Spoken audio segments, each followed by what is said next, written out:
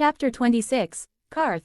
The journey to Karth passed without major incident, a welcome respite amid the ever-present tension that accompanied the movement of a Khalasar. Vlad used the calm to reorganize the logistics of his forces, making sure the newly freed men had provisions and shelter. Although most of the minor issues during the trip were handled calmly by Daenerys, one particular incident made it clear to everyone that their Khaleesi was made of fire. A Dothraki raped one of the freed slaves, and without hesitation, Daenerys castrated him and forced him to march with the caravan. The man bled out quickly, but Vlad did not intervene. In fact, he approved of the punishment. Having his Khaleesi feared and respected was good for morale. Meanwhile, the dragons continued to grow rapidly thanks to the ritual. They were already close to 2 meters long after just 6 months of travel, making it clear that their growth far surpassed that of the original timeline. The horde moved slowly toward the imposing walls of Karth. The city was vast and bustling, with enough resources to save Vlad months of travel. But their arrival did not go unnoticed. The dragons flying overhead caused immediate uproar. Crowds in the streets, tourists, sailors, merchants, and slaves, looked up at the sky, astonished and terrified. However, it was the sight of the Khalasar that triggered true panic. A seemingly endless tide of riders marched toward the city, and when word spread that they were led by the Impaler Lord, civilians began to barricade themselves in their homes. Despite the distances, news in Essos spread surprisingly fast, and in 6 months the tales of the Forest of the Dead had already reached from Bravos to Et. Still, Zaro X Hohendaxis, a member of the 13, eagerly awaited their arrival. He hoped the barbarian would help him eliminate the other members, making him the de facto king of Karth. Though Vlad and his dragon's reputation made him uneasy, he knew money could buy allies with ease. The 3 merchant guilds of Karth, along with the pureborn, prepared tributes, carts laden with precious riches, as if eager to display hospitality. It was, after all, the standard practice in Karth when the Dothraki came knocking. Meanwhile, the city's elite gathered on balconies and terraces to witness the arrival of the man many considered a demon, eager to lay eyes on the dragons. The pureborn also made preparations to receive Vlad and his caravan on the Avenue of Dawn, sending out slaves and clearing the road to allow his entry into the city. From atop his horse, Vlad gazed at the towering walls of Karth, waiting for the emissaries to arrive and invite him in. It was standard protocol in such situations. Daenerys, riding beside him, wasn't as relaxed. "Do not fear, nothing they do can harm us," he said calmly. She looked at him for a moment before nodding. Then, with a mischievous smile on his lips, Vlad added, "Besides, you might actually enjoy yourself." Daenerys, surprised by his change in tone, frowned. "Enjoy myself?" Vlad's smile grew wider. "Of course. Banquets, parties, wine. It's not every day they welcome a princess. I'm sure they're preparing the palace." Daenerys could only roll her eyes at her husband's nonsense. A few minutes later, a small envoy approached from the city, crossing the bronze gates with great ceremony. Leading them was a thin man with a neatly trimmed beard and blue linen robes, escorted by 5 spearmen in light armor, slave collars hanging from their necks. The banner they carried bore the emblem of the 13. The envoy dismounted gracefully and, maintaining a dignified posture clearly rehearsed many times, approached the main group of the Khalasar, stopping before Vlad and Daenerys. Vlad watched him carefully from the saddle. Despite being a Khal, he was dressed with surprising elegance. Dark leather trousers covered his legs, and a white linen shirt clung to his chest, giving him a casual yet clean-cut appearance. And on him, everything looked good. "My lord," said the envoy, offering a deep bow with both hands before him, "the honorable leaders of the 13 welcome you to Karth, the jewel of the south, the threshold of the world, and cordially invite you to enter our city," he said with great fanfare. "However," he added, still smiling, "for safety and order, we ask that your entry be symbolic. You, your Khaleesi, a few trusted riders, and of course, the dragons are more than welcome. But the bulk of your army must remain camped outside the walls until we can prepare proper accommodations." Vlad did not respond immediately. He studied the man intensely, then dismounted with a grace that contrasted with his imposing size, taking a few steps toward the envoy. "Your hospitality is generous," he said in a deep but courteous voice. "My men seek no conflict. I will enter under the conditions you propose. There is no need to seek housing for my troops. They will wait here." The envoy seemed to relax slightly, relieved by the unexpected courtesy. Vlad briefly turned to Daenerys, who had been observing the exchange carefully, and offered her his arm like a true gentleman. "Prepare the escort," he ordered without raising his voice. Charon, Talon, and Qatar, come with me. The rest stay alert and well armed, but calm. I don't want a single sword drawn unless I give the order. The Blood Riders nodded and began organizing the small detachment. The envoy, seeing that everything was proceeding smoothly, offered one last bow before returning to his mount. As the escort regrouped, the gates of Karth began to open once more. Chapter 27, The Naive Ones. With emissaries from Karth leading the procession, Vlad's retinue passed through the city's towering gates and entered narrow streets where the buildings intertwined in a chaotic urban mosaic. Smoky taverns, brothels draped in satin curtains, and mansions adorned with lapis lazuli formed a landscape as chaotic as it was fascinating. The elite of Karth, wealthy merchants, nobles, and members of the 13, lined either side of the road, casting anxious glances at the Dothraki horde and the dragons slithering behind Daenerys. From an ornately carved balcony, Xaro and several warlocks observed the entire procession. A deep roar made the glass in nearby windows vibrate, prompting several onlookers to recoil instinctively. Xaro Exho and Daxus watched the man he hoped would overthrow Karth from his balcony. Though Vlad looked every bit the great warrior, his appearance clashed with the brutal reputation that preceded him. Xaro chalked it up to exaggerated rumors. It was Egan Ameros who took the first step. The envoy of the Pure Ones advanced nimbly. His nose, adorned with a ruby the size of a quail's egg, glinted in the sunlight. Great Lord of the Steppes, he intoned with a soft, honeyed voice, Karth opens its arms to your glory. Our ancestors celebrate you from the beyond. Vlad inclined his head slightly, flashing a smile as sharp as a dagger. Your bards were timid in describing this wonder, he replied politely. Your hospitality pleases me. I've heard much about Karth.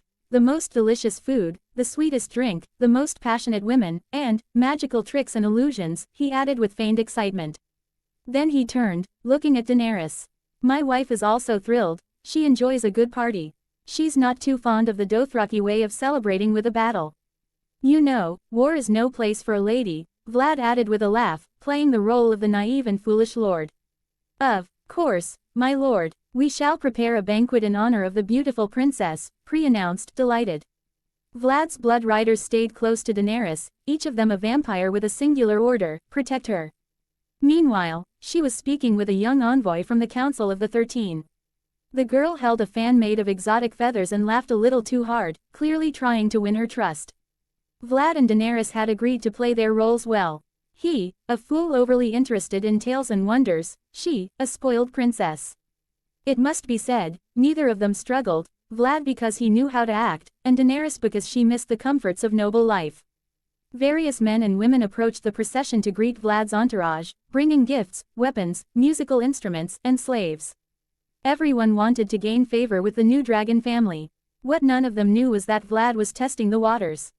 He was well aware that the 13 would try to have his head, either to rid themselves of a Dothraki leader or to steal his dragons. Like them, Vlad was also testing the terrain, but he needed to confirm which other members of the 13 were involved, so he would know exactly who to replace with his own progeny, without causing disruptions or power vacuums. The gifts kept coming, and Vlad received them with smiles and compliments that never quite reached his eyes. Some of the slaves presented were dancers, warriors, or scribes. Vlad pretended to consider the gifts and sent them straight to the camp, where they would be freed. Impressive, he commented when he saw a young slave with eyes of an almost supernatural blue. Where did you find him? From distant Ashai, my lord, answered one of the merchants. They say he never speaks. Then it'll be fun to try, Vlad replied, turning slightly toward one of his blood riders, who understood the order and quietly led the boy away. At his side, Xaro slowly descended from the balcony, surrounded by servants and wearing a scandalously ornate cloak that dragged along the stairs. Vlad Dracul, hero of the steppes, father of dragons, and the terrifying Lord Impaler, he greeted with arms wide open, exaggerating his tone as if they were already dear friends. Your arrival is an honor that my humble house delights in celebrating. Vlad inclined his head, no more than a millimeter than necessary. The pleasure is mine, Xaro Exho and Daxus. It says much of you that you're the only one of the 13 not afraid to meet me in person. Or perhaps the only one stubborn enough to do so. Xaro let out a theatrical laugh. Stubbornness and courage often share a bed in Karth, he replied with a brilliant smile. Allow me to offer you anything you desire, for a price, of course. Of course, I'm interested in weapons, ships, men, you know, I must reclaim my wife's kingdom, he said, as if it were a trivial thing. Of course, of course. After the banquet, I shall take you to see our finest wares, Zaro announced joyfully. Vlad followed the men on a tour of Karth. Naturally, their group was preceded by guards and merchants of all kinds, each hoping to curry favor with the new dragon family. Vlad and Daenerys were taken to the loveliest places in the city, which, in truth, were fountains-filled parks and luxurious brothels.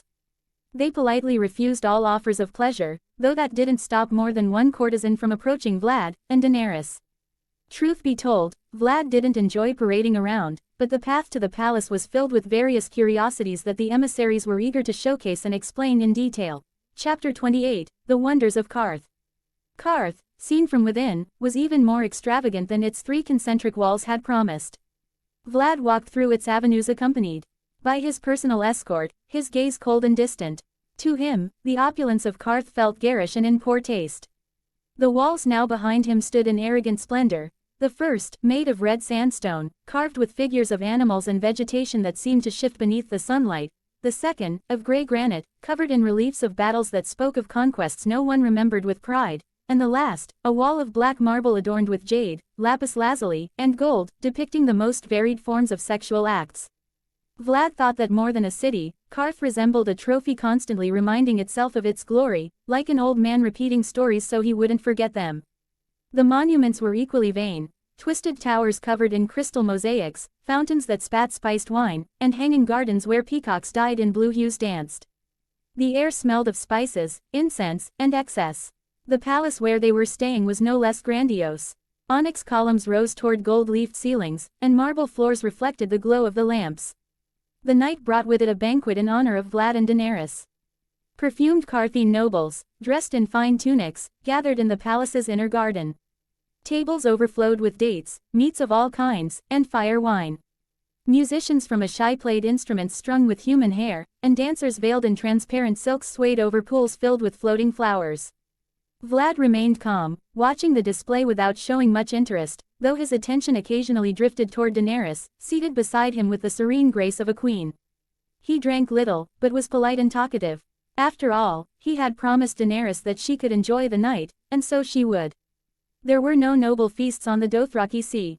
Among the guests was Pri, one of the warlocks, wrapped in a dark blue robe. His eyes, sunken and gleaming, settled on Vlad with the subtlety of a sharpened blade.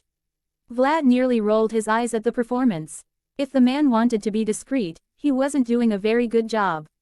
I have seen the dragons with my own eyes, he murmured as he approached with a cup of purple wine. Your grace has achieved what none have in centuries, he flattered, wearing a false smile. Vlad glanced sideways before replying. History is full of impossibles, he said, making air quotes with his fingers, but some things only require the right approach. Pri persisted, theatrically. Don't be modest, your grace. You are a formidable warrior and now, without a doubt, your name will be etched in history.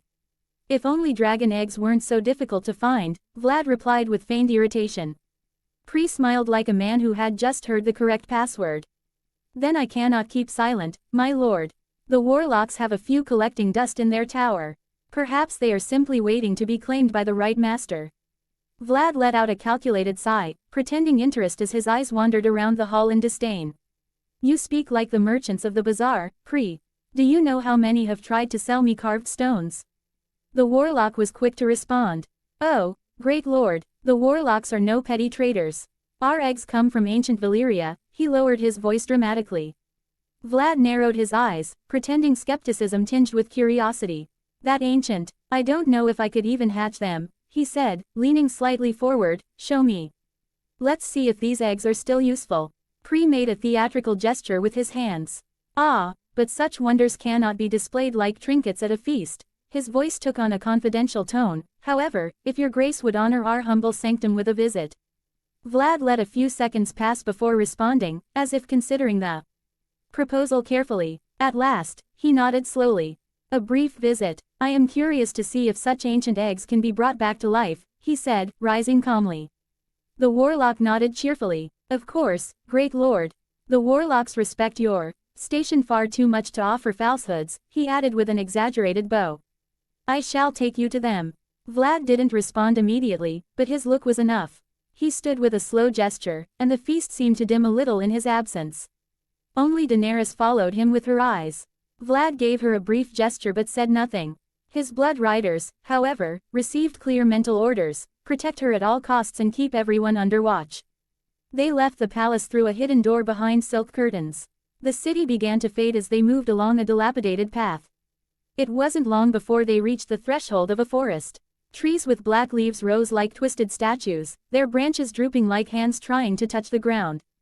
The silence was absolute, broken only by the crunch of dry leaves and the whisper of the wind. There, amidst the thickets, stood the house of the Undying. It was more ruin than temple, a structure of worn blue stone, windowless and bare, so alien to the rest of Karth it seemed to have been left there by mistake as it crumbled. The doors were shut, but Pri stopped in front of them and, without turning, spoke in a barely audible voice. "This way, my lord.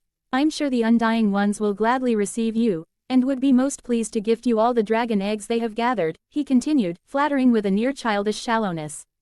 Vlad felt the urge to rub his temples. He knew he had to play along, but Pri's clumsiness made the charade almost insulting.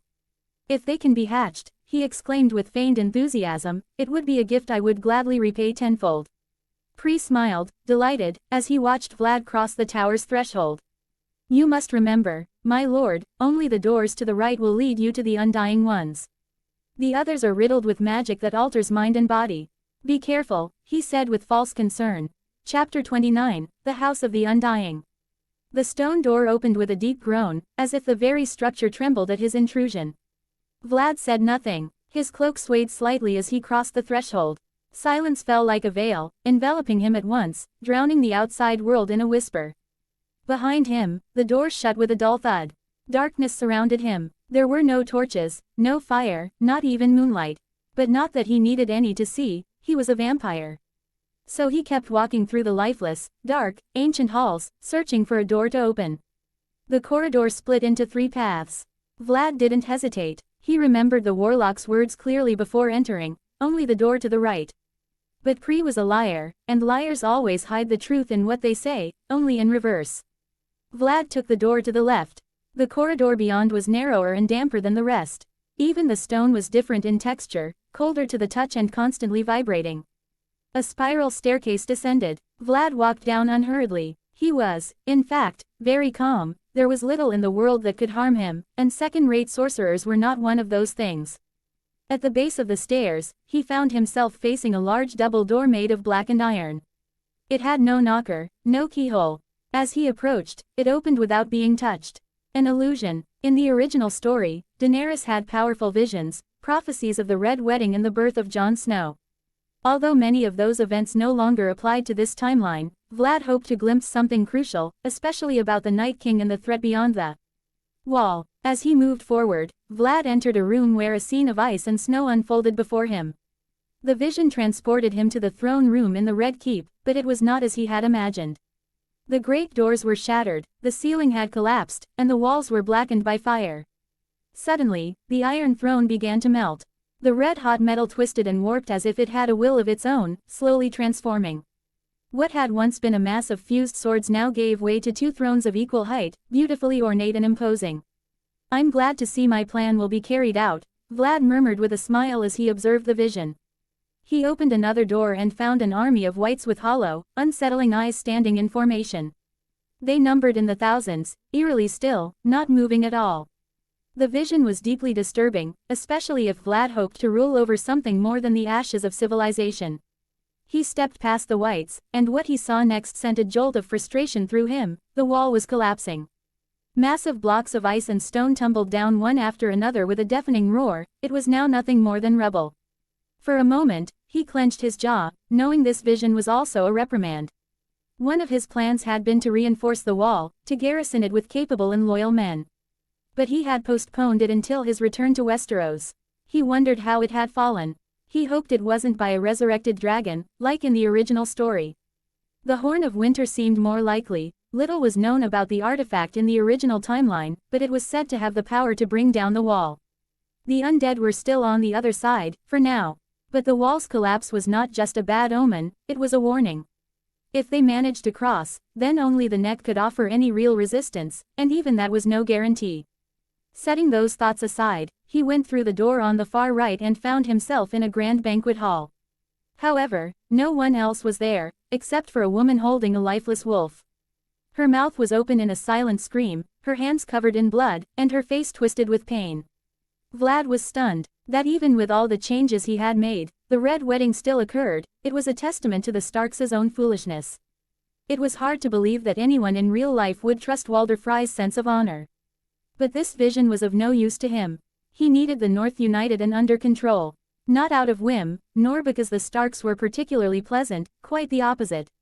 Robb Stark was likely just as stubborn and naive as his father, which would only cause problems. But if he wanted to organize the North to face the long night, the Starks were crucial. Northerners wouldn't follow anyone else until it was too late and the dead were already upon them. They were that stubborn. Robb Stark must live. As his mind began to sketch out plans to prevent the Starks' foolish honor from dooming them all, Vlad opened another door. Immediately, the roar of battle surrounded him. Screams of dying men, the clash of steel on steel, and the crackle of burning tents filled the air. Vlad found himself atop a hill, with a privileged view of the battlefield. Thousands of banners flapped in the wind, but what stood out the most was the crimson of blood soaking the earth. The lions rose atop the walls of Harrenhal, while the Tully rivers ran red. The dire wolf banners fell one after another, and Stark soldiers lay dead across the ground. Not far off, the stag's banner crumbled before an unseen enemy, while a shadowy assassin emerged from the flames. Vlad descended the hill, his gaze scanning the devastation. He saw a man with copper hair, caked in mud and blood, fighting desperately against soldiers from the Rock. Chapter 30, Visions. It was obvious it was Edmure Tully. In Vlad's opinion, he had gotten what he deserved, but it still wasn't enough. House Tully had to fall. Not far away, a dire wolf tore out the throat of a golden-armored knight before leaping at another enemy. But Vlad knew it didn't matter. The war was already lost. A horn echoed in the distance, and as he turned, Vlad saw horses advancing through the smoke and dust. A massive army, led by a chained stag. The soldiers marched steadily, relentless and disciplined. At the front, fire blazed in the eyes of a red-haired woman who smiled directly at him. Vlad felt the urge to roll his eyes, knowing prophecies were arbitrary and unreliable. According to Melisandre's visions, he himself might well be the reincarnation of Azor Ahai, as he watched the forces of the Starks and Lannisters collapse under the assault. But then, the vision changed. The sea boiled. Vlad blinked, surprised to find himself facing the coasts of the Iron Islands. A massive black kraken emerged from the waters, and alongside it, ships burned beneath a furious storm. On the deck of one ship stood a man with a patch over one eye and a cruel smile. He raised a black sword and whispered words in an unknown tongue. Greyjoy, Vlad muttered. The kraken roared, and the vision vanished, leaving him in darkness once more. Vlad didn't plan to destroy many noble houses, except the Tullys, whom he blamed for the fall of House Targaryen. Of course, more for Daenerys' sake than his own. Then there were the Freys, whose very existence would only cause trouble later. A Frey's word meant nothing. But one house he would destroy with great pleasure was House Greyjoy. Truth be told, he planned to reduce the Iron Islands to ashes. The Ironborn were a scourge upon the common folk, and an element that had no place in the wheel of his future kingdom. They were murderers, slavers, rapists, and proud of it. So they would vanish. Vlad walked on to the next door. This time, the vision left him speechless. Daenerys stood before him. Her pale skin was bathed in sunlight, and her hair was beautifully adorned. But something in her eyes had changed. Her violet irises shone with a supernatural glow. She held a cup filled with red liquid, and drank it slowly as she caressed her belly. They were together, watching a sunset, hand in hand. But the image of the landscape shifted rapidly from day to night, as if someone had sped up time in a film. Vlad and Daenerys looked at each other with radiant smiles. Vlad simply smiled. He knew perfectly well what it meant. At that moment, in the audience chamber, the Undying Ones sat around a long, decaying table, watching the same vision Vlad had seen. They all looked like freshly unearthed mummies, utterly grotesque. Their eyes were blank, in a full trance as they witnessed the visions forming in their minds. The Iron Throne melted, the War of the Five Kings, the White Walkers crossing the wall, a wedding drenched in red, and finally, a couple watching the flow of time. Then the vision shifted again. They saw themselves, dead. Their bloodless bodies suspended in the air like discarded dolls. The shock was immediate, but it didn't matter. Vlad's footsteps echoed through the halls. Distant crashes and tremors sounded, as if someone were cutting straight through a maze. Then, the silence shattered. With a deafening roar, as if the world itself had cracked open, the doors exploded, sending stone and rusted metal fragments flying across the chamber. A figure dressed in black stepped through the entrance, cloaked in shadows, his eyes glowing like the sun. "Thanks for the warnings, but I don't need you anymore," Vlad murmured, raising his arms. The blood of every Undying answered. Scarlet filaments burst from their bodies. The sorcerers tried to retreat, to conjure illusions, to invade his mind with visions, but their spells dissolved like smoke. One by one, the Undying were struck by his magic. Vlad's power penetrated their bodies, forcing the blood out of them, all of it converging into a small, compact droplet of blood floating above his palm. He opened his mouth, and the swirling blood flowed into him. A thick torrent, laden with memories, secrets, and all the knowledge the Undying had hoarded for generations, poured into him like an unstoppable tide. And when the last of the warlocks dropped to the floor like an empty husk, the house of the Undying began to groan from its foundations. The tower shook and began to collapse, bit by bit. Vlad turned to a nearby wall and, with barely any effort, punched it. The stone cracked like glass, opening a passage to the outside so he could escape. He simply jumped into the void, as if the height meant nothing. He even enjoyed the breeze on his face as he fell. When he landed, the ground cracked beneath him, but Vlad looked fresh as ever. He stood there, waiting, his gaze fixed on the palace. Moments later, the shadows of dragons appeared in the sky, approaching rapidly with furious roars. Vlad had called them through their bond. Behind the ferocious beasts, Daenerys, the Blood Riders, and Xaro with all his guards came running, trying to keep up with the dragons. Vlad simply gave the order for the dragons to attack the tower, which was already starting to crumble. The dragons, of course, were delighted, and soared ahead to incinerate the place as quickly as possible. Daenerys reached his side, and she didn't look any less furious than the dragons. Vlad spoke aloud so everyone could hear. "Those damned warlocks tried to kill me with their sorcery," he announced loudly. Xaro frowned. He and the warlocks had done business from time to time, so this could ruin his plans. Vlad continued, "I killed them as soon as I broke free from their illusions. Now I want that cursed tower turned to ashes." Then, he looked at Xaro. "I hope, Xaro, that you had nothing to do with this," he said, staring at him with a hint of false rage. "I expect an explanation from Karth about this attempted assassination." Chapter 31, The Fall. Talon had been born and raised like any other Dothraki, with a sword in his hand and the certainty that his destiny was tied to his strength and speed. Before Vlad, his life had been simple: fight, plunder, and follow a call whose only vision was the next battle. But then he came. At first, Talon had thought that Vlad was just another strong call, more cunning and fierce than the others, but mortal nonetheless. Soon, he realized he was wrong. He watched how his lord crushed each enemy without a single wound, how he never seemed to tire, how neither illness nor poison could touch him. He was more than a man. And when Vlad granted him what he called the embrace, Talon understood that he too had changed. He was no longer just a Dothraki warrior. He learned to read, he learned to write, his body was stronger and faster, and drinking the blood of his enemies was no longer just a ritual but a source of power. For the first time in his life, he understood that true strength was not only in the sword, but in the power that his call offered them. But the day Vlad entered the fire and emerged with 4 dragons, the last trace of doubt in his heart disappeared. That man was not just his call, he was the stallion who would ride the world, the only one worthy of ruling it. And now, as he watched the dragons, he felt his heart race as he saw the black and red flames fill the sky, burning the fools who had tried to kill his call. Xaro, on the other hand, was not having a good time. His plan had been to ally with Vlad and use his strength and prestige to kill the rest of the 13, but now it seemed that the damned sorcerers had tried to kill the man. Xaro didn't know if it was true, but it didn't matter. What was clear was that the Eternals were in decline, and the city could not afford to seek justice for them when a Dothraki horde, with 4 dragons, was at the gates. So he had to spend the next week appeasing Vlad and his wife, trying to convince them that this was solely the work of the Eternals, thus avoiding having to make too many concessions. Fortunately, Vlad had agreed to meet with the Council of the 13 to discuss the entire situation. Xaro hoped that a tribute of some ships would be enough to alleviate any tension between Karth and the Impaler Lord. The meeting began as it should, with the 13 around a table, and Vlad in the center, expressing his opinions. Vlad remained still in his seat, his gaze fixed on the center of the table, where the 13 sat tense, speaking softly, trying to flatter him and find some excuse to relieve their growing anxiety. All eyes were on him, but Vlad remained silent the entire time, until he finally broke the silence with a question into the air. "Are you ready?" he asked in a flat tone, as if he were merely stating a fact. The 13 looked at each other, confused. No one understood immediately what he was referring to. Xaro frowned, uneasy. The question made no sense to him, but before he could process it fully, the figure of Shyla, one of Xaro's most trusted assistants, calmly stepped forward next to Vlad.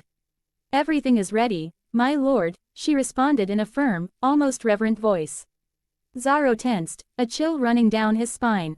Shyla had not been there moments ago. He had left her at his mansion, selecting tributes for Vlad in case they couldn't reach an agreement with him. His mind raced, and in the blink of an eye, his disbelief turned into a sense of terror. Before he could react, the horror began to unfold. A chilling scream of surprise filled the air as blades plunged into the bodies of the 13. Xaro watched, with wide eyes, as each member of the council fell, mercilessly stabbed by their own assistants, servants, and even their closest lovers. People collapsed to the ground, and the satisfied smiles on the faces of the traitors were unmistakable. Xaro's body was the last to fall, the dagger piercing his neck with precision, just as he tried to scream. But his cry was drowned in his throat as he slumped forward, his vision clouded by the blood pouring from his wound. "Now you are the new 13, Shyla. I want this city under control," Vlad announced coldly before turning to leave. Shyla was one of the few progeny that Vlad had sent to Karth years ago. She had been instructed to infiltrate the 13, gain the trust of the other servants and assistants, and, over time, convert them to take control of Karth from the shadows. And she had done an excellent job. After all, she knew how to act. Shyla had been a prostitute before Vlad found her, aged and about to be thrown out of the brothel where she worked. The man not only offered her power, but also youth, eternal youth. What woman could refuse? So she agreed to become his spy, his assassin, his lover, whatever he wanted. But Vlad sent her to Karth, to infiltrate the circles closest to power. And, to be honest, it wasn't difficult for her to find allies. No assistant or maid in that city wanted to see their lord alive. Shyla simply offered them the same thing they had given her. She bit them. Now, every member of the new 13 was a vampire progeny of Vlad. Chapter 32, Influence. The attempted assassination of Vlad by the warlocks of Karth had plunged the city into terror. Slaves and commoners trembled at the thought of awakening the wrath of the Impaler Lord, well aware that the nobles would not hesitate to sacrifice them to save themselves. But just when panic reached its peak, something unexpected happened. Vlad's men began boarding Karth's war fleets. The people of the city breathed a collective sigh of relief. Surely Vlad had negotiated some form of compensation with Karth's nobility, and the whole affair had been settled without bloodshed. While the city relaxed, the situation at the docks told a very different story.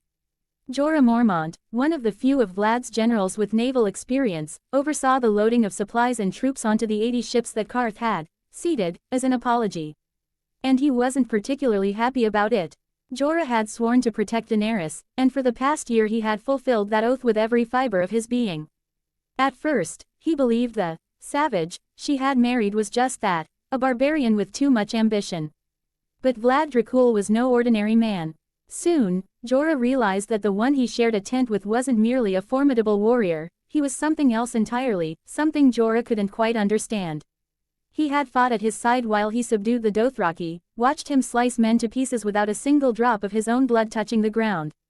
Vlad didn't tire, didn't fall ill, didn't falter.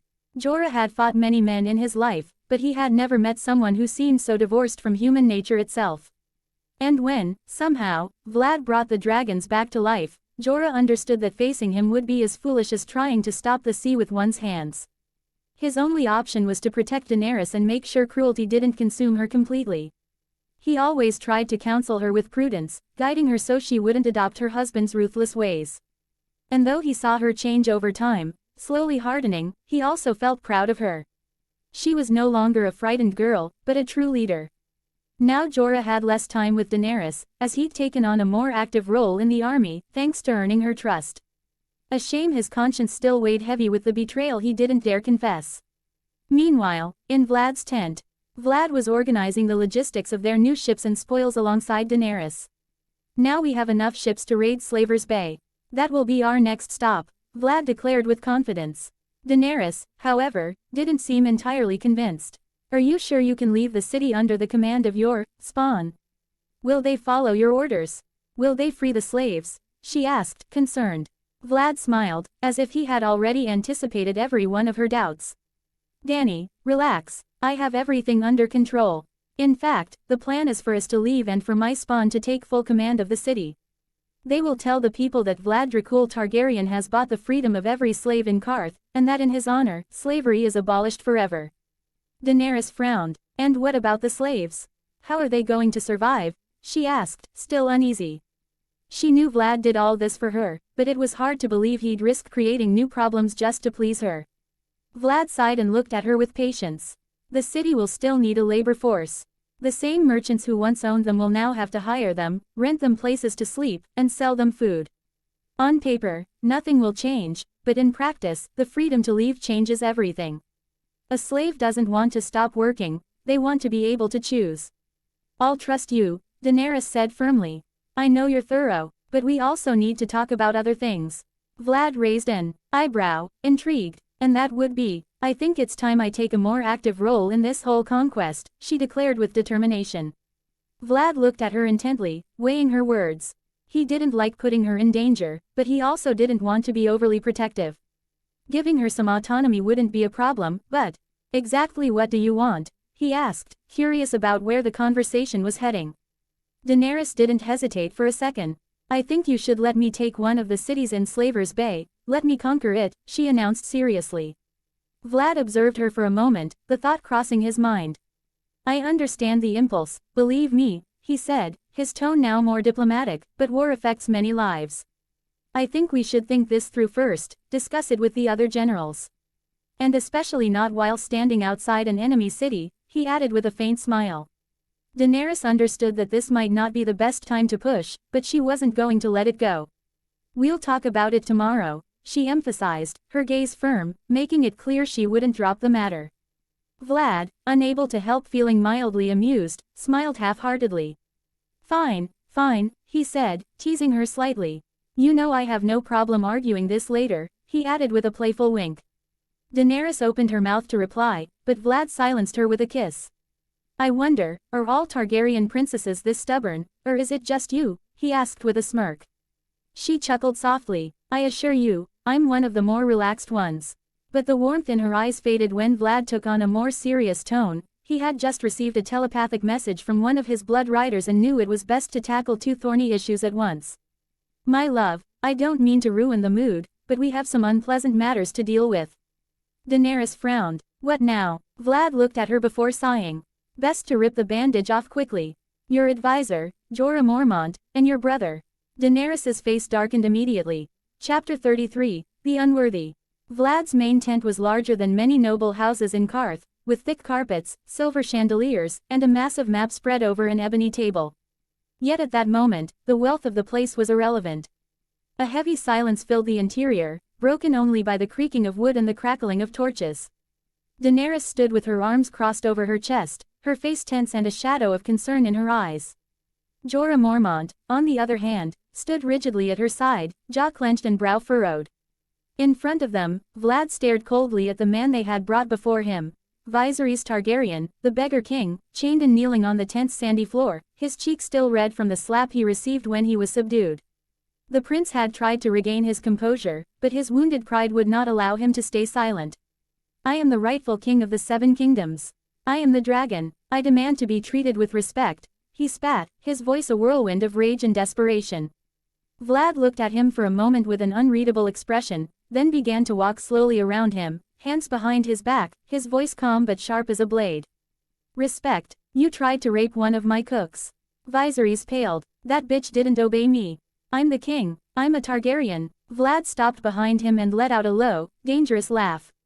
Do you think that just because you carry a name, you can do whatever you please? That the world owes you obedience just because? The prince clenched his teeth but didn't reply. Daenerys, until then silent, spoke in a voice that wavered between anger and disappointment. You dishonor us all. Viserys looked at her with fury. Shut up. You're the one who sold yourself to this. Savage. You're the one who beds a demon while I He couldn't finish the sentence. Vlad struck him with the force of a hammer, sending him crashing to the ground with a thud. The silence that followed was absolute. Vlad leaned over him, grabbing him by the hair and lifting him just enough for their eyes to meet. Listen closely, Viserys. You're a nuisance. You're not strong, not clever, and you're not worthy of the name you bear. Since the moment I met you, all you've done is demand, insult, and behave like a spoiled child. Viserys gasped, blood dripping from his split lip. You have no right to hurt me. I am the dragon. I am your blood, he added, turning to Daenerys. Vlad gave him a sideways smile, revealing his fangs. You're nothing but a rabid dog. And rabid dogs cannot live among men. He straightened and looked at Daenerys. Can you imagine what would happen if this idiot were still alive when we have children? If he tried to make some kind of ridiculous claim? Daenerys looked away but said nothing. She knew Vlad was right. Vlad sighed and turned to Jorah. Have this fool executed. Out of respect for the fact that he kept Daenerys safe when she was young, he'll have a proper burial, nothing more. Take him away. Viserys tried to scream, but before he could, Jorah drew his sword and knocked him unconscious with the pommel. A couple of men dragged his limp body out of the tent to be beheaded. Stay, Ser Jorah, I want to speak with you, Vlad said with apparent calm, pouring himself a cup of wine. A chill ran down Jorah's spine. Daenerys looking angry at him for some unknown reason didn't help. Sit, Ser, Vlad said, offering him a cup. Jorah accepted, but his posture remained tense. What can I do for you, my lord? He asked cautiously. Vlad slowly swirled the wine in his cup, as if pondering his words. I like you, Ser Jorah. You're not particularly clever, but you're loyal and determined. In fact, I like you enough to let you remain near my wife, despite your feelings. Jorah stiffened but said nothing. Vlad looked up, his tone turning icy. But what I will not tolerate, Ser Jorah, is you making my wife unhappy. I'd rather gut you than see her shed a tear because of you. The knight swallowed hard. I understand the situation, Vlad continued, his voice a strand of steel. It all started as a mission, a way to earn a royal pardon for some other foolish thing you did for an ungrateful woman. I understand. I can even respect that. Vlad set the cup down on the table and stared him straight in the eyes. But if you don't confess everything to Daenerys right here and now, I will impale you alive. Jorah Mormont closed his eyes for a moment and drew a breath before speaking. When he opened them again, Daenerys was watching him with a mixture of fury and disappointment, and Vlad, though composed, hadn't taken his intense gaze off him. It's true, Jorah admitted in a grave tone. When I first met you, Khaleesi, I was working as an informant for Varys the Spider. In exchange for a pardon, I sent reports about you, about your brother, about everything you did. Daenerys clenched her fists so tightly her knuckles turned white. For how long? She asked through gritted teeth. At first, I sent everything. But in time, I stopped. Jorah lifted his gaze to her, a trace of pleading in his voice. Varys wrote to me more than once, but I ignored his letters. I swear I stopped being his spy long ago. I follow no one but you now. And how the hell are we supposed to believe your word? Daenerys snapped, stepping toward him. You betrayed me, Jorah. You sold me out for a pardon, like I was some kind of merchandise. Jorah didn't defend himself. I know there's no excuse for what I did. All I can say is that, at some point, I stopped seeing you as a way out, and started following you because I wanted to. Because I believed in you. An unworthy end for an unworthy man. Chapter 34, Rage. Daenerys took a deep breath, trembling with rage. Vlad, who had remained silent until that moment, took a sip from his cup before speaking. Ser Jorah, he said in a soft, almost contemplative tone, you are not a man of great ideas, but you are a man of convictions. When you decide to commit to something, you do so completely. You did it with the woman who exiled you. You did it with your betrayal. And you did it with Daenerys. Jorah looked at him seriously, but Vlad did not smile. That kind of loyalty, when it's sincere, is rare. But when it's false, it's poison. Jorah nodded slightly, understanding the warning. Daenerys, however, was not softened. She stepped forward again, her face hardened like iron. I should execute you for treason, she said, her voice cold. Jorah kept his gaze low. He did not beg, he did not protest. There was a long silence. Then, she let out a short, ragged sigh. But I won't. Jorah raised his head, surprised. However, Daenerys continued, from this moment on, I don't want you near me. Don't address me. Don't speak to me alone. And if you make one false move, She looked him in the eyes, and for the first time, Jorah felt that the girl he had protected was gone forever. I won't need Vlad to kill you. I'll do it myself. Her voice was a shard of obsidian. And Jorah, who had seen bigger men fall to their knees for less, could only bow his head in acceptance. Get out of my sight, she said in a cold tone. When Jorah left the tent, Daenerys turned abruptly, raising her hands in a frustrated gesture, as if looking for something to throw. But before she could do so, Vlad wrapped his arms around her, pulling her close. As he comforted her, he placed a soft kiss on her crown and murmured in a slightly teasing tone. Heavy is the head that wears the crown, my love. Daenerys didn't respond with words. She just clung to him tighter. Robb Stark's camp, several weeks later. The night in the camp was calm, with the crackling of the bonfires and the sound of the wind through the tents. Robb Stark, king in the north, was in the middle of a meeting with his commanders when the shouts of the sentries interrupted the peace. Rider approaching, wagon in sight. Robb exited his command tent with his hand on the hilt of his sword, followed by his men. He saw a tall, slender man dismount from his horse with a fluid motion. He was pulling the reins of a rickety wagon, but what truly made Robb's heart skip a beat was what was inside. Sansa and Arya, their heads sticking out of the rickety wagon, wearing nothing but tattered and dirty clothes and cloaks to protect themselves from the wind. His mother, Catelyn, choked on a scream and ran to the wagon, helping her daughters down. Robb felt an unbearable weight on his chest as he saw them. Sansa was pale, her gaze lowered, while Arya seemed furious, her fists clenched. Who are you? Robb asked the stranger, his voice tense. The man, with dark hair and eyes cold as steel, barely glanced at him before answering in a firm tone. Edward, of House Dracul. I've brought your sisters safe and sound. Robb exchanged a glance with his mother before nodding. Come to my tent. Inside the command tent, with the canvas fluttering slightly in the wind, Catelyn offered a cup of wine to the newcomer, but Edward rejected it with a gesture. Robb, not wasting any time, spoke first. I don't know how to thank you. If there's anything the North can do for you. Edward interrupted him with a dry smile. I didn't do it for your gratitude, Lord Stark. Robb frowned, and Catelyn felt a chill as she noticed that Sansa was avoiding Edward's gaze. Arya, on the other hand, was glaring at the man. Then why? Catelyn asked, trying to hide her unease. Edward crossed his arms and looked at Robb with unwavering seriousness. Because my lord, Vlad Dracul Targaryen, needs a strong north. Catelyn immediately frowned. Why would a barbarian from Essos help us?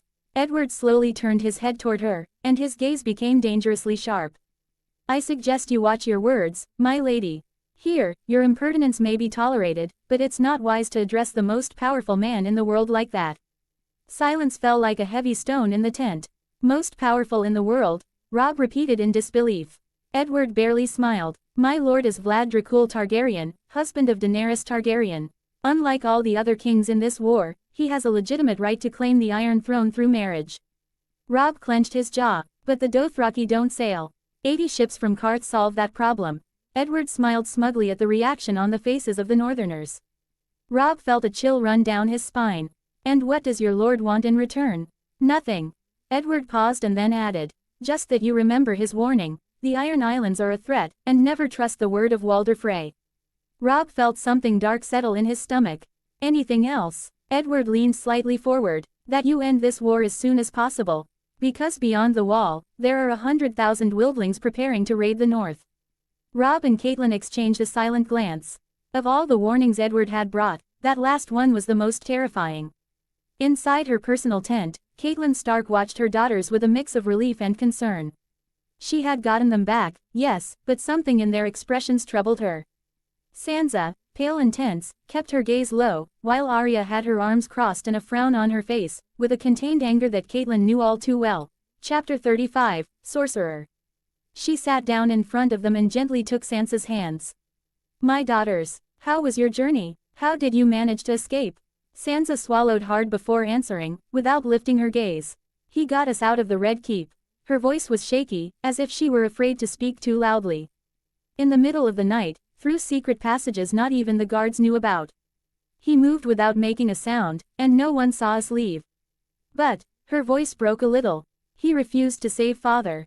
Catelyn's face hardened. Why? Sansa trembled and looked at Arya as if hoping she would speak for her. Arya snorted and spoke bluntly. Because he didn't want to. Because he didn't care. Caitlin felt a knot form in her chest. And who is this man? His name is Edward, and he is a sorcerer. Caitlin straightened immediately upon hearing that word. Don't speak nonsense, Arya. It's not nonsense, Arya protested, her eyes blazing. He can make people do whatever he wants. I saw it. I did too, Sansa whispered, her voice trembling. He showed us on the way. What do you mean? Arya leaned forward, her eyes shining with fury and disbelief. We ran into some bandits. They wanted to rob us. Edward didn't even draw his sword. He just told them to kill themselves. And she swallowed hard. They did. They stabbed themselves. Caitlin made the sign of the seven. Witchcraft, she whispered. Blood curses and darkness. Witchcraft or not, it worked. Sansa shrugged. He's all so fast. I've never seen anyone move like him with a sword. I used to talk to him during the journey. Arya made a face. I asked him questions, tried to learn more about him, but most of the time he used his spell to silence me when I talked too much. And that was the only good thing he did. Sansa crossed her arms, giving her sister a severe look. Arya huffed and rolled her eyes but didn't argue. Caitlin sighed, rubbing her temple. A man like that, sent by the demon of Essos. And yet, he saved us. Arya looked at her seriously, with more firmness than Caitlin had ever seen in her. Because he commanded it. Vlad Dracul. Caitlin pronounced the name cautiously. Yes. Sansa nodded. Caitlin felt a wave of unease again. You heard his warnings. About the Greyjoys, about the wall, but what worries me most is what he said about Walder Frey. Robb, who had been silent, looked up from his map with a frown. For my army to advance, at some point I'll have to cross the Trident. And the best way to do that is through the twins, not to mention I'm betrothed to one of his daughters. Then, what should we make of his warning? Caitlin asked, her voice tense. Robb exhaled slowly. I don't know. Slaver's Bay, several weeks later. Vlad's new fleet was splendid, well provisioned, with strong, nearly brand new ships, at least within the limits of current technology. At times like this, when observing the poor naval development of the world, he wished he could remember more than just basic engineering notions and pull detailed blueprints for a proper steamship out of thin air. Although, now that he thought about it, he understood the basic workings of the concept. Perhaps, if he gathered a few blacksmiths and provided them with the right tools, he could craft something remotely functional. It was an idea worth considering later. By reflex, Vlad turned his head, expecting to see Daenerys beside him, but felt a pang of disappointment when he remembered she wasn't there. Technically, he had sent her to conquer Meereen with around 60,000 Dothraki, accompanied by Balerion and Vladian, although saying he had sent her wasn't entirely accurate. In truth, she had insisted on going, and she wouldn't take no for an answer. With such a massive army, along with 2 dragons and 4 of his blood riders, it was more than enough to ensure her safety. Still, it was the first time in a year that they had been apart for so long and over such a distance. And she wasn't just traveling, she was leading a military campaign. Vlad had to take a deep breath and rein in his worries. Although Daenerys was as human as anyone, she was far from defenseless. She had the power of the dragons, and her blood riders were vampires with a single order, to protect her at all costs. Vlad wasn't happy that his wife was engaging in anything dangerous, but Daenerys was a proud woman. Over time together, she had developed her own personality and had begun to act like a proper queen. Part of the reason he had taken his last name was because of all the trouble it would save, but above all, out of respect for her own family name, a small concession that would make his wife happy and life much easier. The nobles of Westeros would fight to the death against a foreign invader, but someone bearing the Targaryen name. Even through marriage, they would accept that. However, in truth, the name didn't matter. His children and future rulers would carry the name Dracul. His house. Because after the long night, none of that would matter anymore.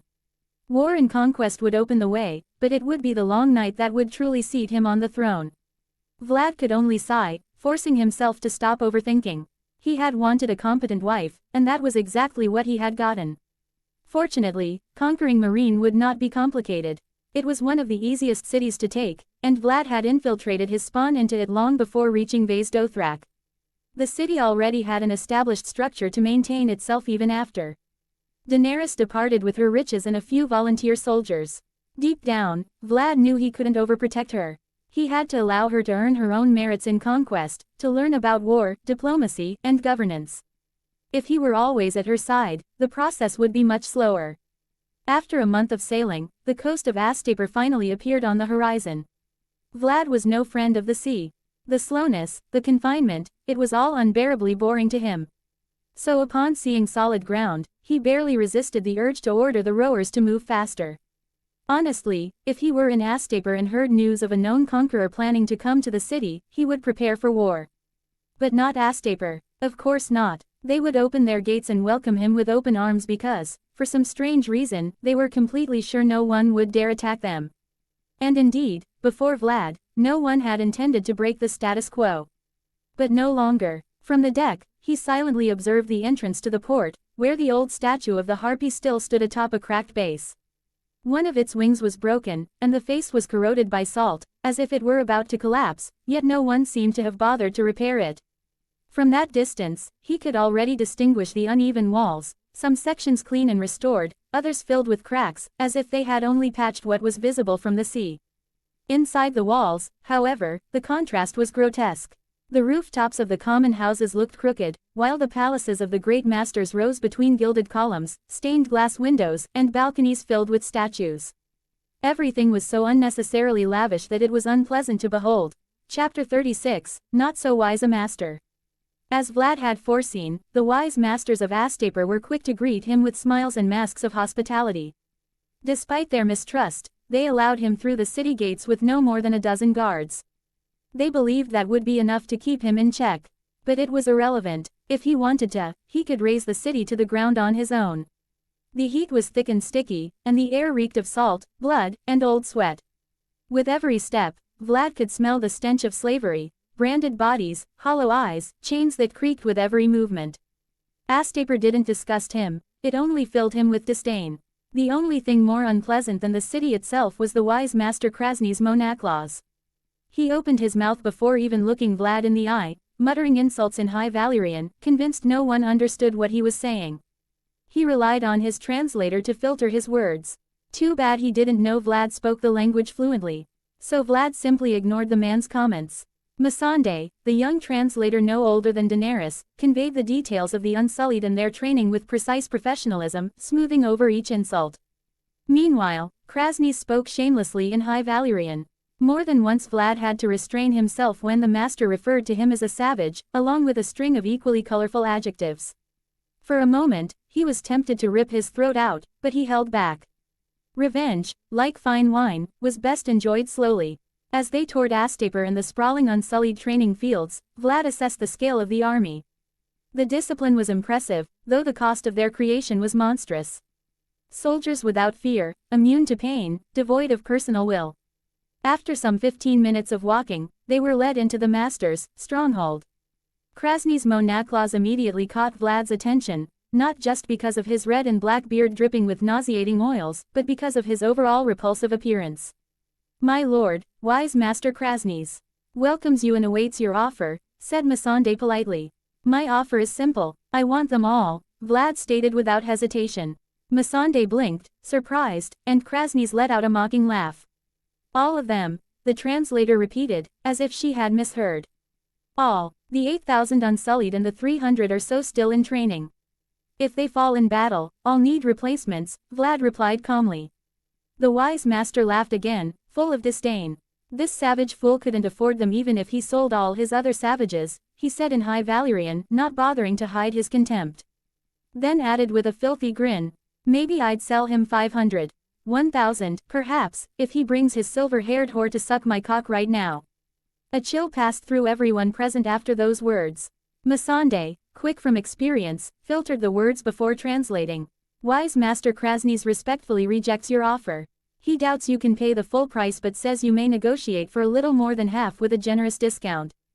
Vlad didn't take his eyes off the man, but in his mind, he was already deciding his fate. "I'm sure we can come to an agreement," he said as if nothing had happened. "1 dragon in exchange for all of them." Krasny's expression changed instantly. Greed wiped the sneer from his face.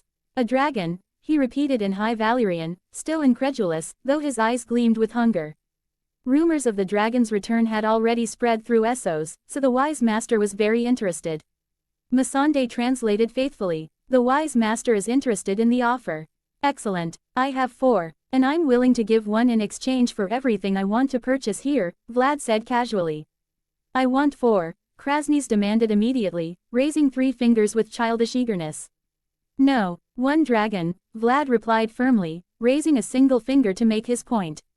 Krasny scowled. 3, he shouted in the common tongue, slamming the table in fury. 1, Vlad repeated, unmoved. Krasny clenched his teeth, still furious, but greed was stronger than pride. The biggest, he finally said, as if he were winning something. Vlad nodded indifferently. It didn't matter which, his dragons were nearly the same size for now. Add the translator to the deal, and we have an agreement, Vlad added, not even looking at Missandei. The wise master barely gave it a thought before nodding. Losing a slave meant nothing compared to gaining a dragon. And so, without even realizing it, Krasny's Monaclaus had just signed his own death sentence. Soon, he would find that death might be a mercy he would not receive. 3 days later, they walked to the main platform where the 8,300 Unsullied stood. They remained upright, backs straight, shields on one arm and spears in the other hand, like living statues. Each had been molded through brutal training no man should endure, transformed into human weapons whose only purpose was to obey without question. They didn't think. They didn't argue. They only listened. Any deviation from an order was punished with the whip, or death. An army for a dragon. Where is it? Krasny demanded impatiently. As promised, Vlad replied calmly, gesturing with his hand. From the sky descended a massive black shadow, Dracul. His size already exceeded that of a horse, and Vlad knew that, sooner or later, his dragons would reach the size of the colossal beasts of old, those that cast shadows over entire cities. Krasny's frown quickly turned into a greedy smile as the dragon landed beside Vlad. Dracul glanced at the man as if he had just spotted a piece of rotten meat. Chapter 37, Dracarys. Vlad's dragons were not mindless beasts. The ritual had forged an empathic bond and granted them an intelligence that surpassed that of many men. They could distinguish friend from foe, loyalty from betrayal. And they possessed an instinct that rarely failed. Give it to me, Krasny demanded, extending his hand. The whip, Vlad replied, his palm open. Here, the wise master growled, throwing the whip at him brusquely, too drunk with excitement over his new prize to sense the danger. Krasny grabbed the chain around Dracul's neck and smiled in satisfaction, convinced he now had a dragon slave at his command. Are they mine now? Vlad asked, pointing to the Unsullied, who watched in total silence. You hold the whip, my lord. They witnessed the transfer. The Unsullied are at your disposal, Missandei explained, approaching with the serenity of someone who had already accepted her fate. Then Vlad raised the whip and spoke in the tongue of the old dragonlords. Dovigdes, Najat Membatas, Unsullied, forward. The entire army obeyed without hesitation. Kelatus, stop. The Unsullied halted immediately. Meanwhile, Krasny yanked on the chain impatiently. Obey. I am your master. Move, beast, obey. But Dracul did not move.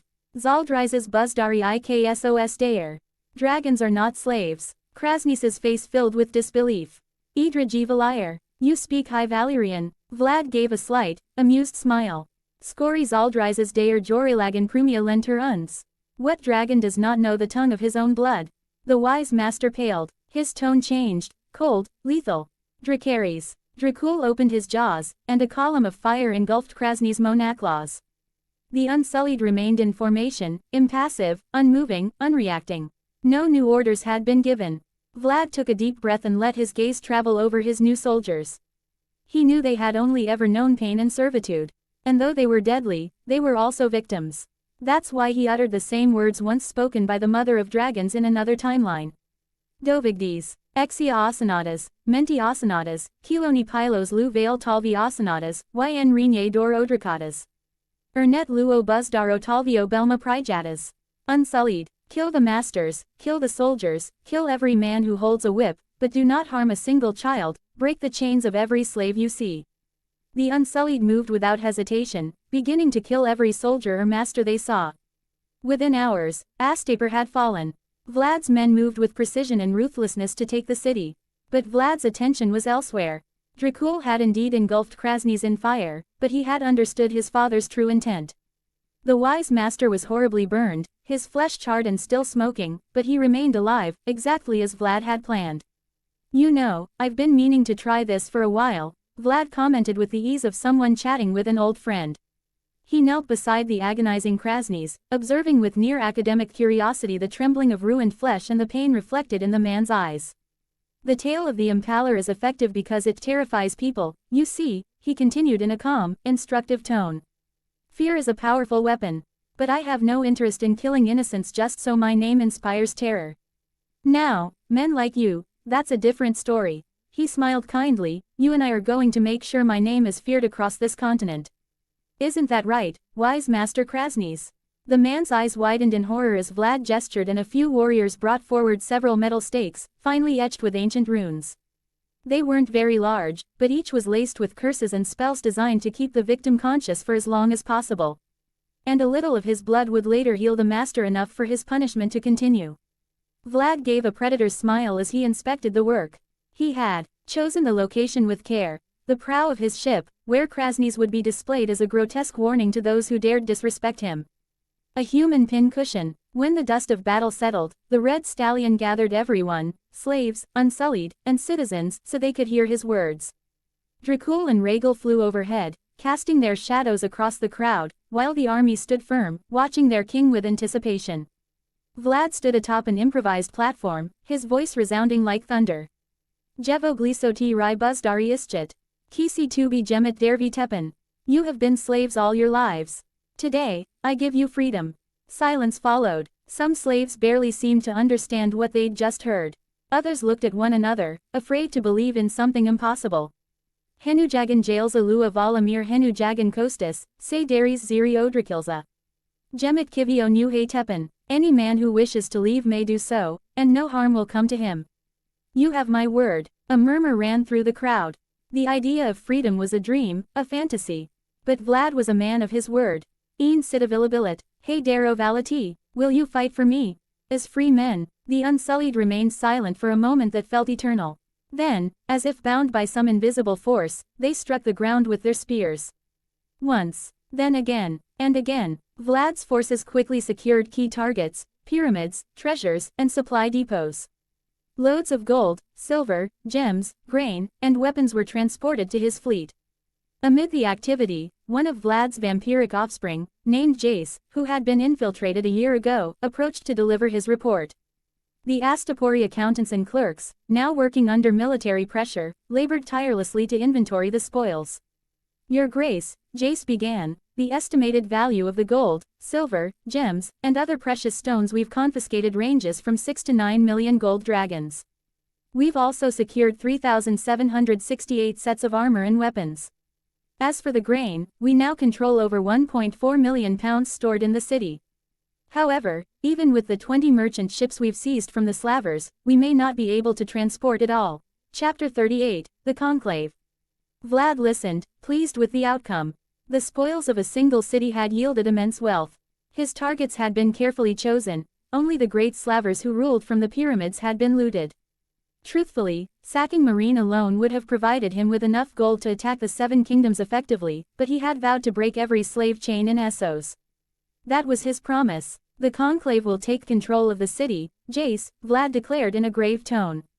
I don't expect the economy to flourish, but it must remain stable. Trade from Astapor is enough to sustain its people, as long as the Slavers don't monopolize it. Keep 40% of the riches and invest it in trade. Train soldiers and guarantee security. He turned on his heels, hands behind his back, not looking at him. The Conclave must not fail me. I granted them eternity. I can take it away just as easily. Jace's eyes widened when he felt blisters forming on his skin, exposed to the sun's rays. As his sire, Vlad could bestow his progeny with his powers, but also burden them with the classic weaknesses of vampires, such as aversion to sunlight and silver, something he could alter with a mere thought. Jace dropped to his knees, enduring the pain. I swear we will not fail you, my lord. The Conclave exists to serve. The Conclave was composed of 5 of the most powerful, though less cruel, masters Jace had found while infiltrating Astapor. He had convinced them to unite, shown them his power, and offered eternal life in exchange for loyalty. As expected, those greedy men and women accepted without hesitation. Now they would rule the city in his name, enforcing his rules, his laws.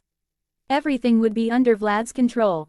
Vlad knew they were unpredictable, but after meeting them, he had branded a single principle into their minds: noblesse oblige. Vampires would be superior to humans, yes, but that did not mean treating them like cattle. He would not tolerate blood-drunken fools or butchers among his kind. The rules were clear: feed discreetly, never kill, and never touch a child. Disobedience would make death a mercy. Meereen, a few months later. Daenerys Targaryen was not a weak woman. She had spent most of her childhood in poverty, knowing hunger, stealing to survive, and eating from trash when there was no other choice. But she had survived. She always did, not because she was exceptionally strong or intelligent, but because she knew her life was not her own. She could not die, not yet. She had a blood debt to settle. She lived for vengeance. When she first met Vlad, she was afraid of him. What girl wouldn't be? A tall man with broad shoulders and powerful arms, reputed to be a monster on the battlefield, a savage who bathed in the blood of his enemies and impaled those who dared defy him. She feared him, until she got to know him. Vlad, as he had once joked with a laugh, was a man of layers, like an onion. With her, he was tender, kind, and caring. Intelligent, handsome, and above all, someone who knew how to listen. But with his enemies, he was ruthless and cruel. His name was whispered with fear in every corner of Essos. Once, Daenerys had asked him why he did it. Why did he impale his enemies? Out of mercy, he answered without hesitation. For every man I impale, I spare 100. Not because they are innocent, but because the fear I inspire keeps their leaders from sending them to die against me. Daenerys had been moved. Even in his cruelty, Vlad was compassionate. But even he knew that sometimes, one had to get their hands dirty. That was why she was in Meereen, alone, laying siege to it. Daenerys didn't consider herself weak, but when she was with him, with her husband, she felt invincible. And to be honest, she probably was. Vlad was, after all, the strongest man in the world. Still, this was something she had to do on her own. She needed to learn, to prove herself worthy. That was why she now sat in her tent, stroking Vladian to calm herself, while a Meereenese slaver spoke to her with arrogance, devouring her with his eyes, just like he did her dragons. Her tent was spacious, but the atmosphere inside felt heavy and stifling. One of Meereen's masters, Lord Omagerio, as he had pompously introduced himself, stood before her with a stiff back and raised chin, doing his best to appear composed. Behind him, 2 young slaves stood silently, eyes cast down. 4 of her blood riders watched him with cold eyes, their hands always near their weapons. Beside her, standing like a statue, Esser Barristan Selmy remained silent, but his very presence radiated authority.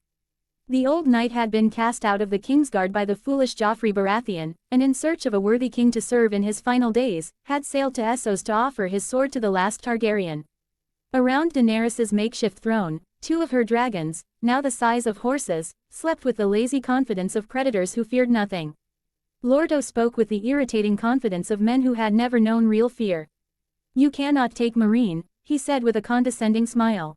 "Our walls are strong, our warriors ready. The people will fight. Even here we've heard of what your husband did in Astapor. We know how he keeps one master tortured with vile sorcery." He paused, expecting a reaction from her, but Daenerys simply stared at him, expressionless. "And," she said calmly. The nobleman frowned. "We will not surrender to the wife of a savage monster." Daenerys tilted her head slightly, as if pondering his words. Then she let out a soft, humorless laugh. "Does that scandalize you?" she asked with feigned disbelief. Curious, coming from a man of Meereen. "On my way here I found," how many were they, Esser Barristan? 169 boys and girls, your grace, replied the old knight. "Yes, that's right, 169 children. Crucified, nailed to wood alive, screaming until their final breath."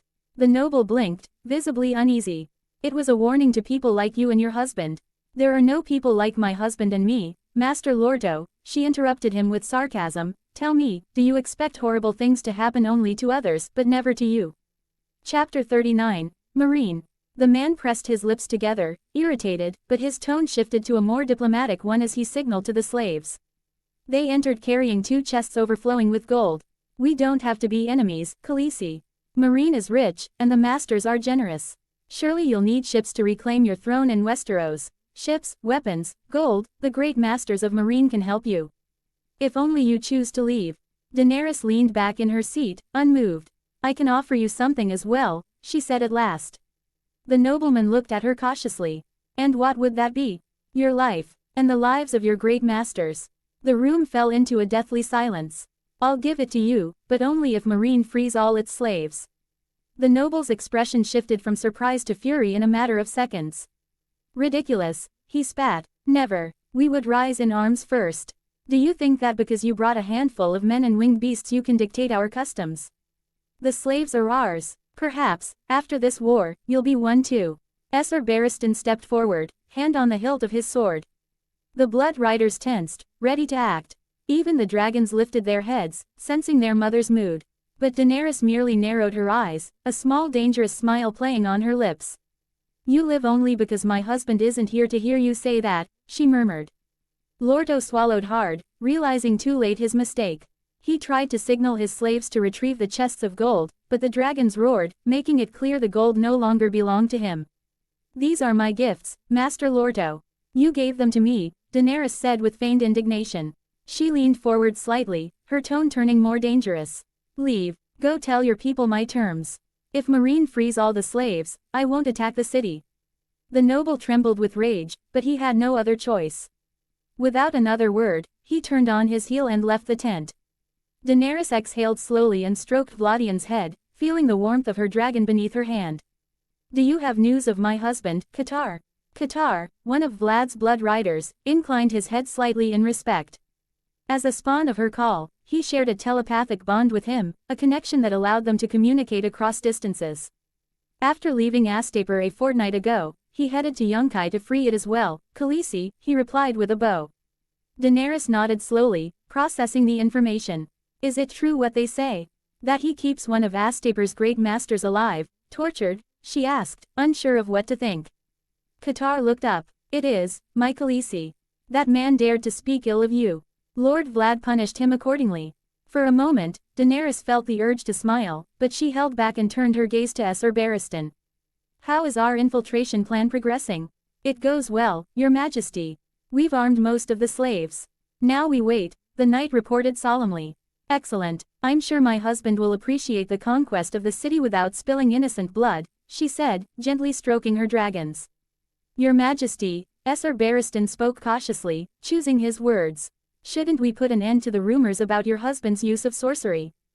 Daenerys narrowed her eyes at him. There's no need, Sir Barristan. In fact, my husband wields sorcery with the same skill as he wields a sword. But I don't see why that should concern you. House Targaryen has had magic in its blood since the days of old Valyria. If not for that, Sir, how do you think we bonded with dragons? Barristan Selmy remained silent for a moment, his expression impassive, but finally inclined his head in understanding. I understand, Your Majesty, he murmured, though a hint of hesitation lingered in his voice.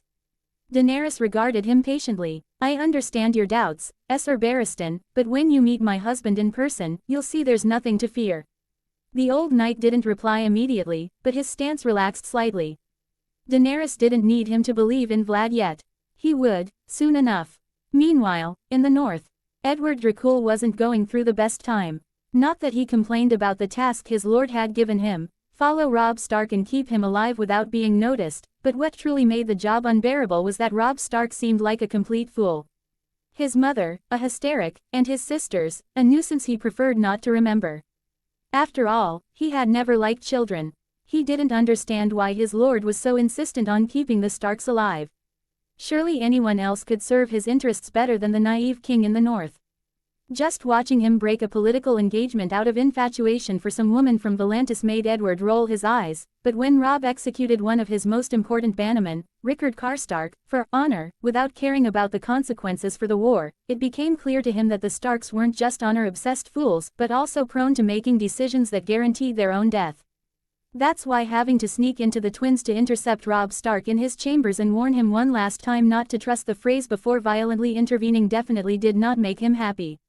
His lord had asked him to remain discreet, and having to disobey that because of Robb Stark's idiocy put him in a foul mood. The night was cold at the twins, the damp air seeping through the stone hallways as torches crackled in the distance. The Frey fortress was crowded with guests for the wedding of Edmure Tully and Rosalind Frey, but none of them noticed the shadow slipping between the structures, moving like a ghost among the guards, silent and leaving no trace. Edward Dracul moved through the corridors as if it were his own castle. His sharpened senses picked up every sound, every breath, every heartbeat in the fortress. He slipped through the shadows to the room assigned to Robb Stark, and without a sound, entered and hid in a corner near the fireplace. Chapter 40, Fools and Ingenuous. The young king in the north stood dressed in a light shirt, his sword resting on a nearby stand. In front of him, Talisa Maegor, his pregnant wife, sat in a chair with a soft smile as they spoke. Lord Frey has been more understanding than I expected, Robb said calmly. Not only has he forgiven me for breaking my betrothal, but he welcomed us with hospitality and offered his congratulations. He may have a bad reputation, but he's proven to be a good ally. Talisa frowned slightly, crossing her arms over her belly. Don't you think that's a bit too generous? She asked skeptically. I'm sure he expects something in return. Maybe he's looking for a new match for one of his sons. After all, your sisters are with you now. Robb smiled, taking her hand affectionately. I don't think he's that bad. Just by marrying into House Tully, it's clear he wants a strong alliance with the North. It was then that the sound of slow, sarcastic clapping filled the room. Robb turned immediately, his hand instinctively reaching for his sword's hilt, until he saw him. A man sat comfortably in a chair by the fireplace, legs crossed, wearing an expression of utter disdain on his sharp features. His dark hair framed crimson eyes that shimmered with mockery in the shadows. Bravo, Edward Dracul said with a mocking smile. You must be the most insufferably naive person I've ever seen. Robb frowned, and Talisa clung to his arm, startled. Who are you? The young king asked warily. Edward ignored the question as he stood with elegant, unhurried ease. Surely you inherited that stupidity from your father, he continued with scorn. Remind me, how did he end up again? Robb tensed and, growling with anger, lunged for his sword, but before his hand could even brush the hilt, Edward lazily raised a hand. Don't move. Robb froze in place, his body rigid like a statue. His eyes widened with fury and disbelief as he struggled to move, but Edward's vampiric compulsion held him with impossible strength. It's incredible, Edward went on, folding his arms. My lord went to great lengths to save your family, and yet you've walked straight into a massacre. All of you, including your sisters, who, by the way, I saved. Robb's eyes widened with recognition, and he struggled to speak. You, I remember you, he managed with difficulty. Why are you here? Edward looked at him like he was a particularly stupid child. My mission is to keep the Stark family alive, he replied with an exaggerated sigh. Apparently, against their own wishes, since you lot seem determined to die like a whore charging a sack of gold. Talisa, until then too shocked to speak, cautiously stepped forward. What do you mean by that? Edward cast her a bored glance before replying. Walder Frey has conspired with the Boltons and the Lannisters to murder every Stark present. Tomorrow, during the wedding, he will betray you, kill your husband, his mother, his bannerman, and any man bearing the direwolf sigil. The North will fall into Bolton hands, and your husband's head will be sent to King's Landing as a gift. Talisa went pale. No, that can't be. Robb gritted his teeth, fighting the compulsion. Lord Bolton, he's one of my most loyal generals, he growled, eyes full of denial.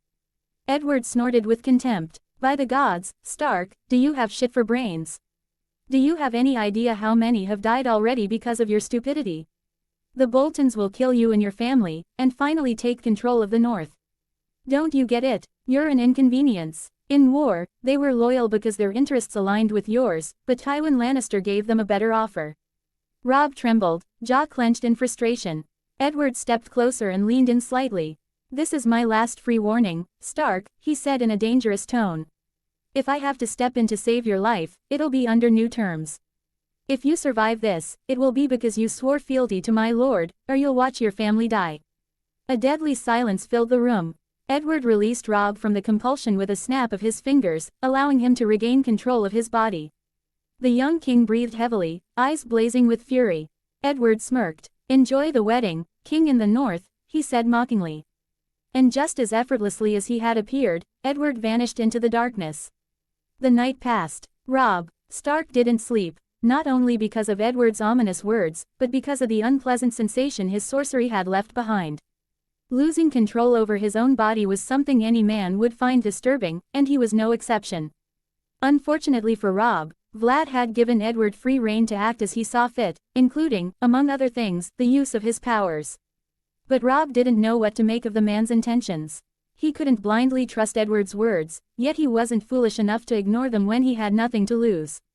He quickly arranged for his very recent wife and sisters to be smuggled out of the castle and taken to the camp, where they would await news.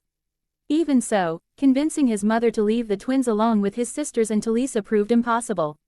Catelyn Stark flatly refused, arguing that it would be dishonorable and a grave insult to Lord Frey.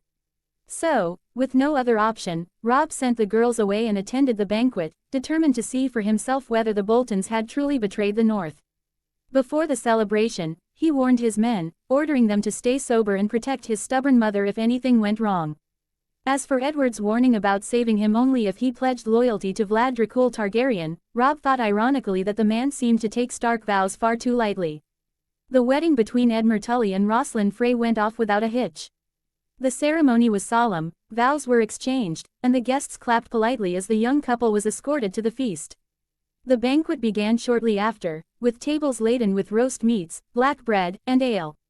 Music filled the hall, the scent of spiced wine hung in the air, and the cheerful clamor of conversation gave the impression of a genuine celebration. Everything seemed in order.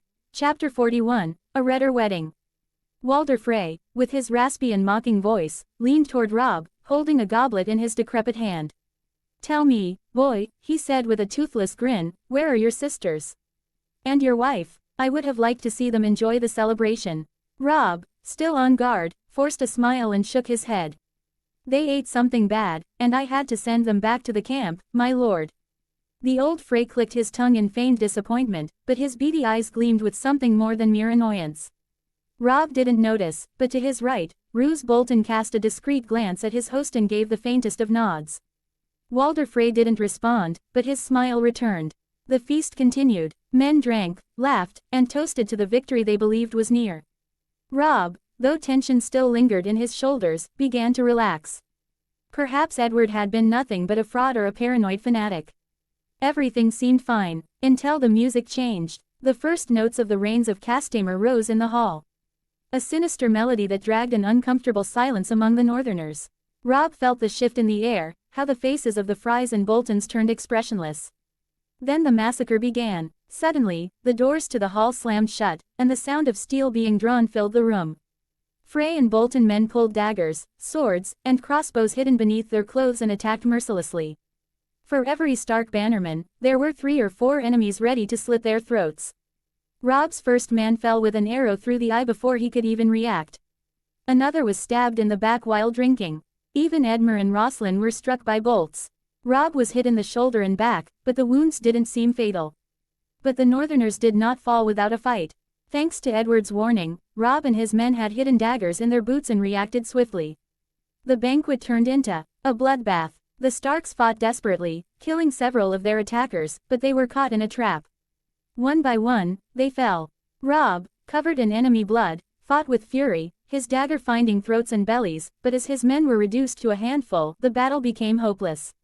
A scream stopped him. "Surrender, or your mother dies." Catelyn Stark was on the ground, held by 2 Frey soldiers, her hair disheveled and her eyes wild. The blade of a dagger glinted at her throat. "Stop!" Robb roared, panting, his chest rising and falling frantically, wounded and exhausted. His men dropped their weapons, defeated. Walder Frey sighed, still seated at the head of the feast table, as if the resistance had been a minor inconvenience. "I had hoped it would be easier," he said, shrugging. "I lost several of my sons, but oh well. I can always make more." Robb spat on the floor and locked eyes with Roose Bolton. "You're a traitor." The man in armor, draped in a cloak of flayed skin, looked at him without emotion.